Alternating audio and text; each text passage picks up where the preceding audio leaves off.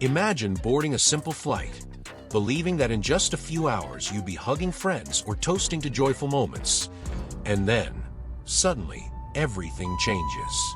The plane crashes, and you wake up in the middle of a vast, icy ocean of snow, stranded in the Andes, surrounded by injured people, with one crushing certainty: no rescue is coming.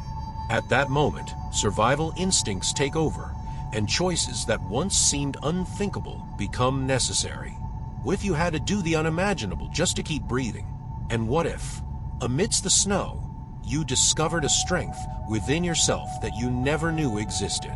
Nature is merciless, and time waits for no one. There, the cold was deadly, and hunger became a constant shadow. Slowly, the hope for rescue evaporated like mist on snow, forcing the survivors to confront grim truths. Would you have the courage to push beyond the limits of body and mind to survive 70 days in isolation? This is not just a survival story. It is a raw and unflinching guide to the human ability to reinvent itself and find light in the deepest darkness.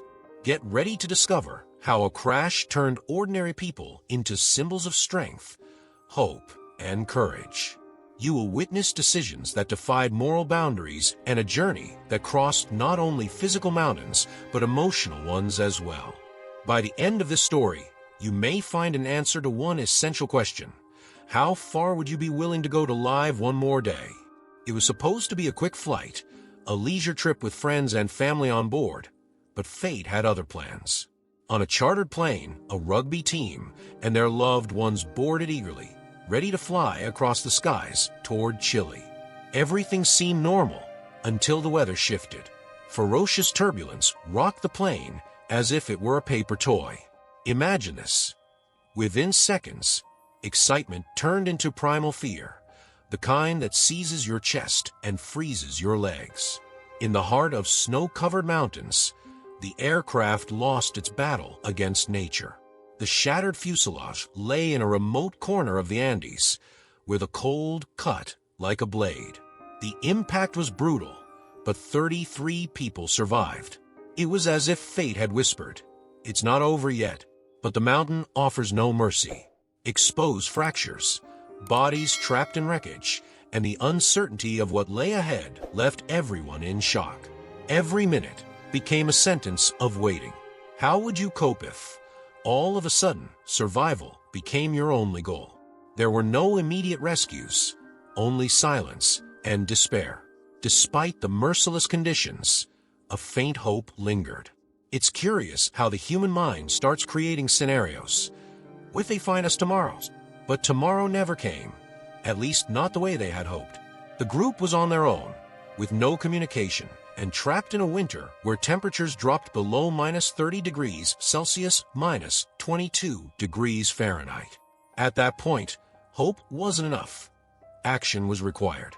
Amid the chaos, the laws of survival began to form, and every wrong decision could be their last. High in the mountains, survival was as unforgiving as the cold enveloping them.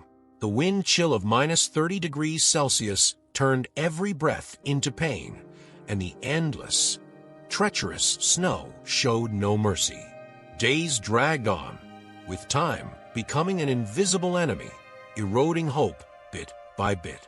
Each survivor tried to stay warm however they could, sharing clothes and using seat cushions as makeshift insulation. But how do you hold on when your body is injured and the snow keeps falling? Even the simple act of opening their eyes became a challenge, as many began suffering from snow blindness.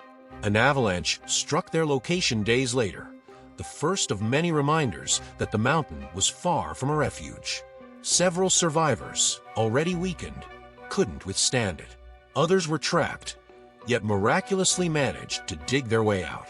The mountain seemed alive, ready to devour what remained. Nights were even more brutal. Imagine trying to sleep knowing that another avalanche could bury you at any moment. Beyond the cold, their bodies were breaking under hunger and injuries that refused to heal. Even the strongest began to falter. The hope for rescue grew more distant, and mental endurance became as crucial as physical strength. Some began to believe they were doomed, haunted by dark thoughts. In such extreme conditions, even the smallest act of kindness felt like a miracle. When someone shared a jacket or offered encouraging words, it was like a breath of life. But with each passing day, the group dwindled, and with them, the chances of being found. The line between hope and despair blurred. Hunger is a silent beast, growing slowly until there is no escape. Without provisions or signs of rescue, the survivors faced an unthinkable choice: eating the bodies of their deceased companions. At first, the idea seemed absurd, almost sacrilegious, but reality left no alternatives. Some resisted, clinging to disgust or the hope for a less extreme solution. But when you're on the brink of death, the limits of what is morally acceptable begin to dissolve like snow in the sun. It was a desperate act, but also a choice to live. Imagine looking at the body of a friend and realizing that this flesh is the only thing keeping you alive. It was no longer about right or wrong. It was about surviving one more day. Those who gave in quickly realized that, despite the initial shock, the human mind can adapt to almost anything. Their bodies needed energy, and every bitter bite was a small victory against the overwhelming hunger.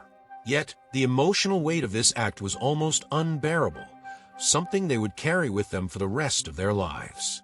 This brutal choice revealed that survival requires not only physical endurance, but a kind of courage few know.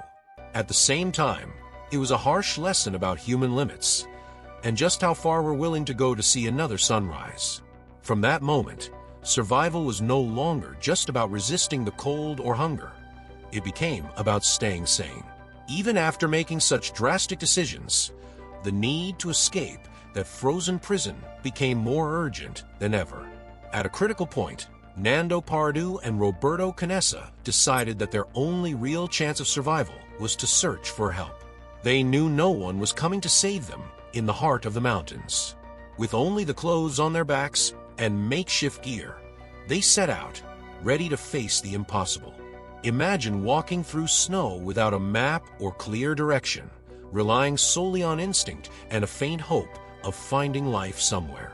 Each step was a battle, feet sinking into snow, empty stomachs gnawing, and the freezing wind biting their skin. For 10 grueling days, these two men defied the mountains, crossing cliffs and enduring storms that seemed determined to swallow them whole. There was no luxury of rest, and hunger was a constant companion. Each night, they questioned whether they would have the strength to continue the next day, but the will to live was stronger than exhaustion. Every small victory, a flat spot to sleep or thinner snow, was a reason to keep going. The mountain remained relentless, but they refused to surrender. And then, as if by a miracle, they spotted a human figure, a Chilean farmer. The moment his gaze met theirs, the certainty of survival finally took shape. It was a reunion with hope, something almost forgotten during their ordeal. That moment marked not only the beginning of their rescue, but also the end of an odyssey that had seemed impossible. Yet the struggle wasn't over. They still needed to save the companions left behind on the mountain.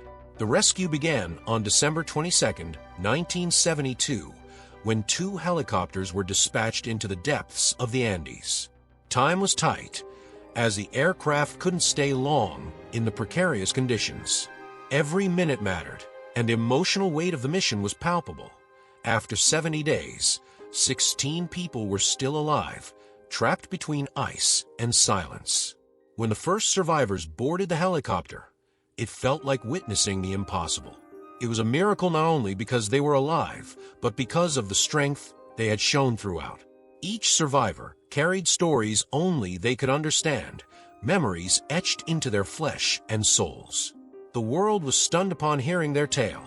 It wasn't just a rescue story, but a lesson in resilience that would resonate for generations.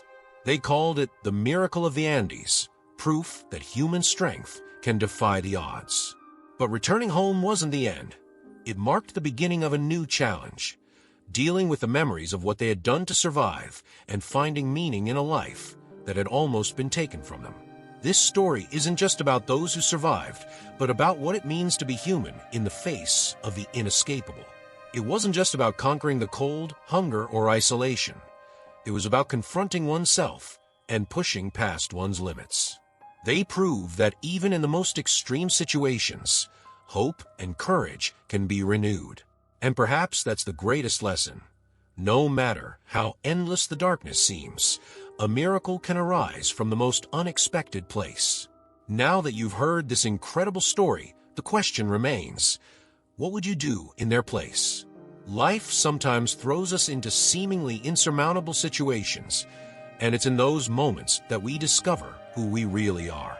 Are you ready to face your own challenges with the same determination? It may not be a frozen mountain, but we all have our Andes to cross, in our careers, relationships, or health. So why not start today? Think about it. What barriers are holding you back from reaching your dreams?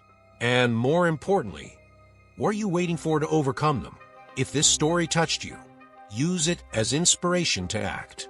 Because the biggest lesson is that the improbable only becomes impossible for those who give up. Change begins with a single step, and maybe today is the day to take yours.